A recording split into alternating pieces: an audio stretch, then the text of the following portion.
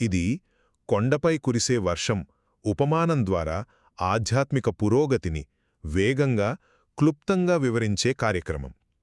బుద్ధుని బోధనల ప్రకారం కొండపై నుండి కిందకు ప్రవహించే వర్షపు నీటి ఉదాహరణ ద్వారా ఒక భిక్షువు తన అంతిమ గమ్యాన్ని ఎలా చేరుకుంటాడో మనమిక్కడ స్పష్టంగా తెలుసుకుందాం. మొదటగా ఇదొక క్రమబద్ధమైన ప్రక్రియ.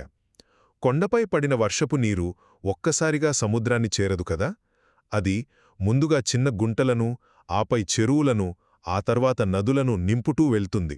సరిగ్గా అలాగే ఒక భిక్షువు ముందుగా తన రోజువారీ అలవాట్లను, పనులను సరిదిద్దుకోవాలి. ఒకేసారి గమ్యాన్ని చేరుకోలేము. ఇదొక అద్భుతమైన దశలవారీ ప్రక్రియ. రెండవది సహజమైన ప్రవాహం.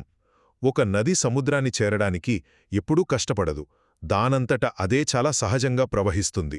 అదేవిధంగా ఒక భిక్షువు తన ప్రాథమిక నియమాలను స్థిరంగా పాటిస్తే చాలు, జ్ఞానం, విముక్తి దానంతట అవే సహజంగా సిద్ధిస్తాయని బుద్ధుడు బోధించారు. ఇక చివరిగా ఆసవాల నిర్మూలన గురించి తెలుసుకుందాం. మనలో ఉండే ప్రాపంచిక కోరికలు, అజ్ఞానాన్నే ఆసవాలు అంటారు.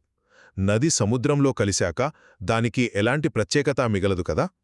అలాగే సాధన చివరలో ఈ కోరికలన్నీ పూర్తిగా నశించిపోయి ఆ భిక్షువుకు సంపూర్ణ విముక్తి లభిస్తుంది. చిన్న చిన్న గుంటలను నింపకుండా నదులెప్పటికీ ప్రవహించలేవు. కాబట్టి ఒక భిక్షువు వలె ముందుగా మీ ప్రాథమిక అడుగులను సరైన మార్గంలో ఉంచడం ద్వారానే మీ అంతిమ గమ్యాన్ని చేరుకోగలరు.